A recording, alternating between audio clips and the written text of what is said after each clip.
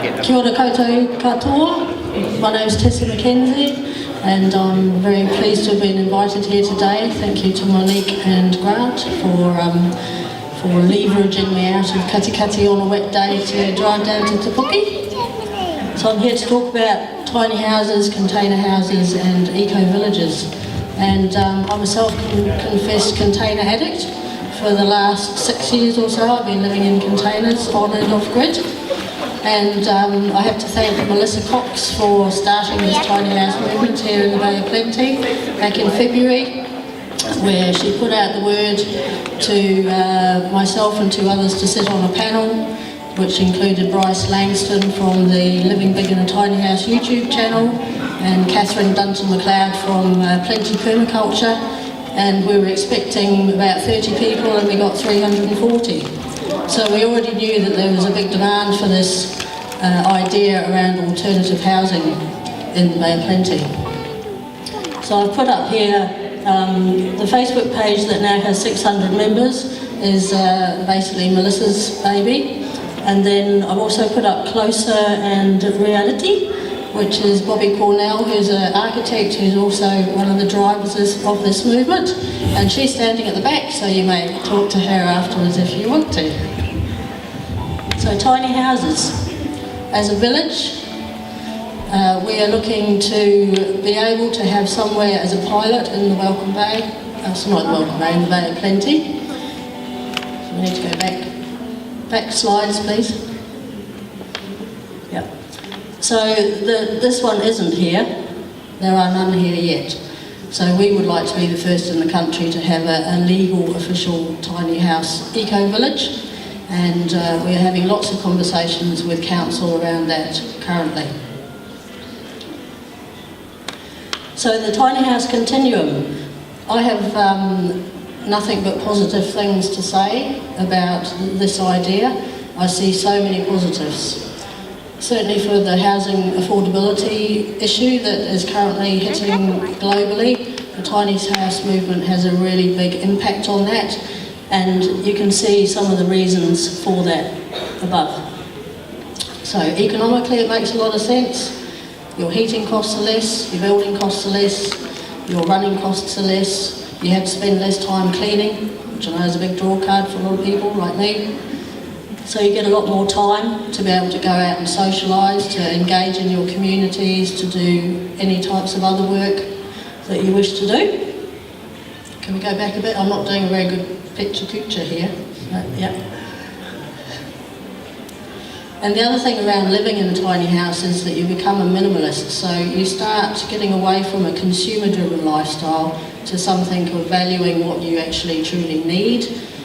So that it becomes not a want situation, because the less you have, the more you are able to enjoy it.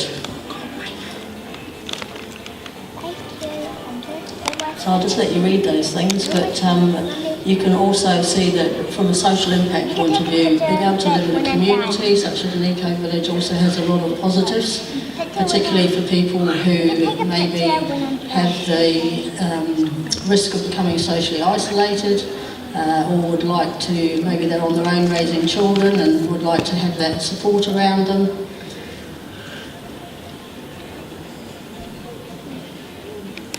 And the whole eco argument I'll get into in a minute.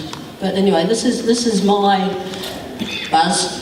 So these are some of the containers I've lived in over the last few years. And I particularly like the one at the bottom, which is the black and white Charlie Chaplin movie theatre container. But you can go from any end of the scale. So I sort of specialise in the upcycle, recycle, repurpose market, using second-hand materials and doing everything as economically as possible and as environmentally as possible from the point of view of using solar power and rainwater collection. But can we go back one please? But you can see at the other end of the market there is the containers that achieve what's called a home star rating. Now, a normal home star rating for a house is between 3 and 4, so 8 is extremely significant. And what that means is really around the insulation, all of those sort of things, the running costs, how healthy it is to live in. So I've given you the various sources up here, and I understand that these presentations will be posted on the website, so you'll be able to look them up yourselves.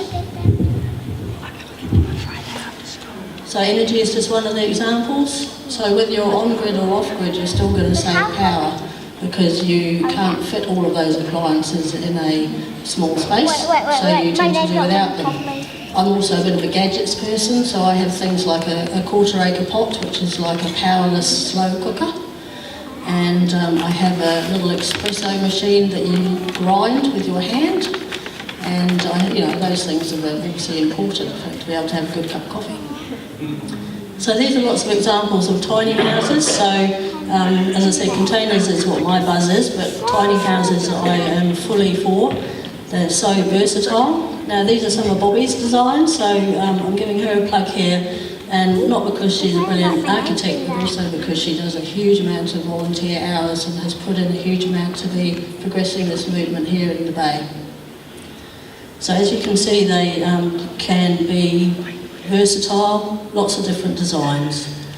And because Bobby's based in Mount Longlow, obviously we're supporting local. So this tiny house builder is based in Katikati, and you may have seen their ones at the recent home show. I'll just put some of these legalities in here because people wonder, what that actually means in terms of, sorry, go back one. That we have to be careful in the tiny house movement that we do it responsibly, and that's particularly around things like when you're building a tiny house on wheels, what the load is and things like that. So here are the details in terms of building X and maximum sizes. So you can see that it could be 4.2 metres high from the ground and up to 12 metres long, which is a fairly significant vehicle. So there needs to be some responsibility taken if you're building a tiny house to not just try and maximise everything. We're going tiny for a reason, so use that minimalist thinking to do that.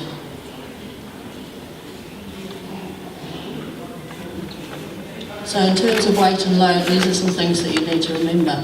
So when you're building your tiny house, don't think that it is just the shell that matters when you're moving it. It's also everything, all your fixtures and fittings, and then once you're actually in the tiny house, it's also all the people, the gas, everything that weighs something. And with a 3.5 tonne load, you need to be very mindful of that in your planning process. So in terms of on-grid, off-grid, obviously I prefer an off-grid variety where you're allowed to do it, but under current legislation that's something that we actually need to be looking for change around. But these are some of the advantages. So on-grid, you're still going to get benefits because you're reducing the amount of space that you're using to heat, so you're reducing your power, etc., etc. Off-grid, you may have less amenities because to run certain, like in my most basic off-grid container, I had a solar fridge, electric toothbrush, laptop charger and stereo, which are my must-haves. But if my daughter was there, she wouldn't live there because she couldn't power a hair straightener. So anything with, that produces heat or whatever, then you've got to sort of look beside that. Whereas when you've got a big solar system, then yes, you can have your washing machines, and etc., etc. So it's what level, whether you want to live like glamping or whether you want to live like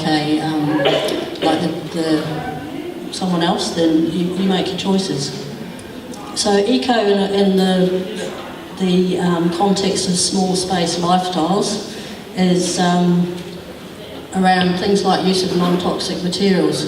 Now there are such things as non-toxic ply that are available in New Zealand or are manufactured in New Zealand and sent to Japan, but they're not legal to be sold here. So those are again some of the things that perhaps we need to be talking to the legislators about.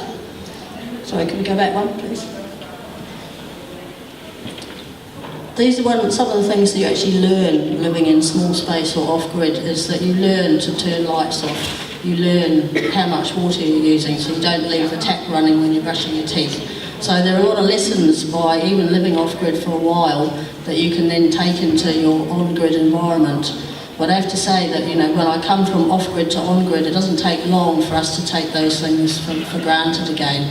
So I encourage you to try it. Things like waterless composting toilets, again, these may not fit with current consents. I have actually put on the table over there's some resources around things like wallbacks and compost toilets that you can take away, but the waterless ones I prefer. And being able to grow trees and things like that from your compost is, I know some people don't like that idea. I remember putting up a post once on Facebook where I'd bought this wonderful huge compost toilet called a Sunmar, and my post was looking forward to next year's tomatoes already, and my daughter didn't think that was such a nice thing to say. Sorry, can we go back one? So some of the barriers. At the moment, it's really around land zoning, where we want to be able to have multiple dwellings for tiny homes. So similar to Papakainga land, where multiple small dwellings are encouraged, really, because that's about your sense of community. How do you build that sense of community? Well, we think that's a really good idea, and Māori have got it right far better than the rest of the population in terms of some of those community building protocols and kaupapa around how we should live together. Fridges, cookers and water filters. So on the right, just off the edge, that's a solar powered fridge, and I just love the fact that you can make ice from the sun. What a great concept. And then there's a marine cooker, which is safer to have inside because of the gas situation, and water filters. So to finish off, we've got just some different Facebook sites that you can follow on your tiny house journey.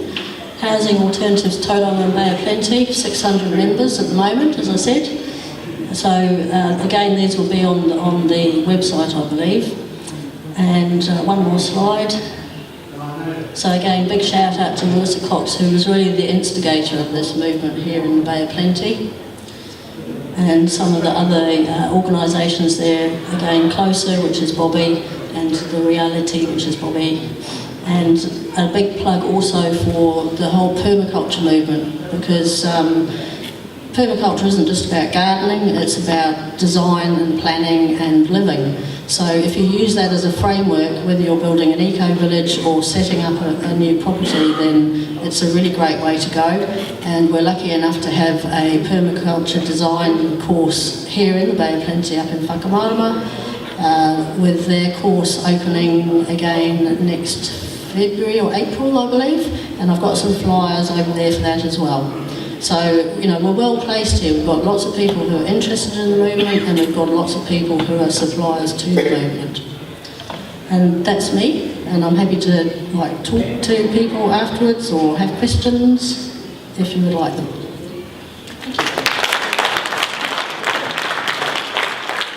From council side, between West Bay, between Tauranga City Council, etc., is there still hope that rules will be changing? I think there's always hope. To me, it's the off-grid argument that really needs to be pushed, because it should be a win-win.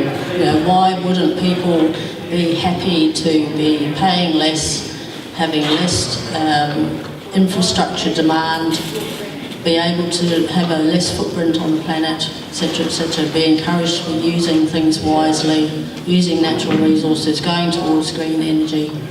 But yeah, you need to push it, because the attitude, certainly at our last Tauranga City Council meeting, was that no, we'd rather just carry on the way we are now, which to me was extremely, disheartening.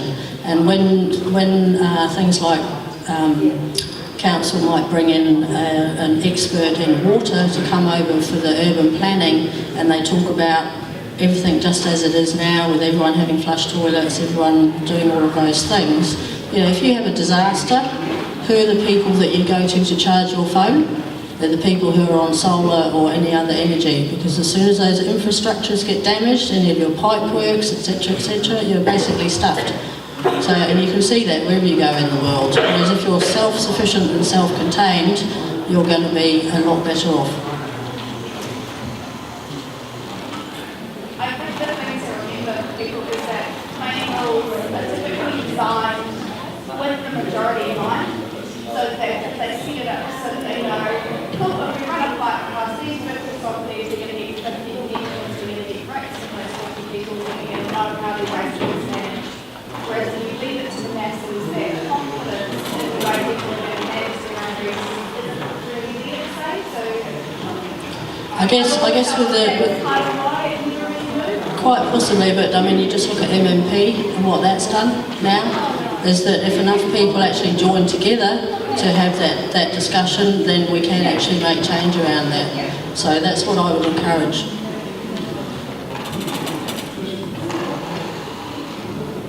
Any other questions? So yeah, happy to be contacted. My company is called Natural Assets, so I'm a facilitator of social and environmental change. So it's really around the big picture for me. So I happen to live in containers, and that's why I've got involved in this whole movement, which I love. But yeah, that's what I try and bring, is around the social change. Thank you very much.